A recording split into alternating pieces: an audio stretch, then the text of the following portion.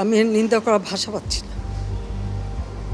শেখ হাসিনাকে কি বাংলাদেশে ফিরিয়ে দেবে ভারত, নাকি আরও দীর্ঘ হবে অনিশ্চয়তার অপেক্ষা?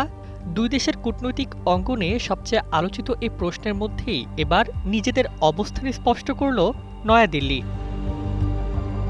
ভারতের লোকসভার পররাষ্ট্র বিষয়ক সংসদীয় স্থায়ী কমিটির প্রতিবেদনে শেখ হাসিনার প্রত্যর্পণের বিষয়টি উঠে এসেছে।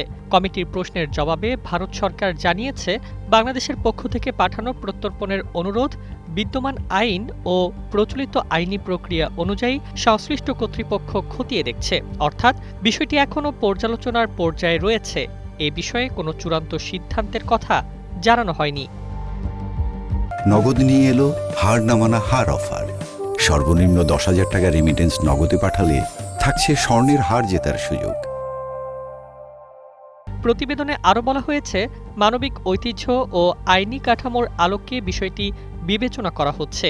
একই সঙ্গে ভারত সরকার দাবি করেছে, ভারতের ভূখণ্ড ব্যবহার করে শেখ হাসিনাকে কোনো রাজনৈতিক কর্মকাণ্ড পরিচালনার সুযোগ দেওয়া হয়নি।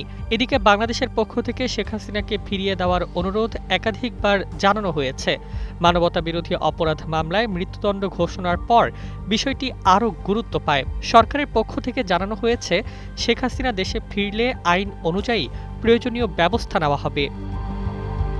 ভারতের সংসদীয় কমিটির প্রতিবেদনে অবশ্য শুধু শেখ হাসিনার প্রসঙ্গই নয়, বাংলাদেশের নতুন সরকারের সঙ্গে সম্পর্ক পুনর্গঠন, সংসদীয় যোগাযোগ বৃদ্ধি, ভিসা ব্যবস্থা স্বাভাবিক করা, সীমান্ত নিরাপত্তা জোরদার এবং দ্বিপক্ষীয় সম্পর্ককে নতুন ভিত্তির ওপর দাঁড় করানোর সুপারিশও করা হয়েছে।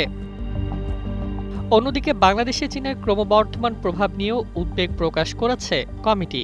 পাশাপাশি বাংলাদেশের রাজনৈতিক দল, নাগরিক সমাজ ও বিভিন্ন অংশীজনের সঙ্গে নিয়মিত যোগাযোগ বজায় রাখার পরামর্শ দেওয়া হয়েছে ভারত সরকারকে।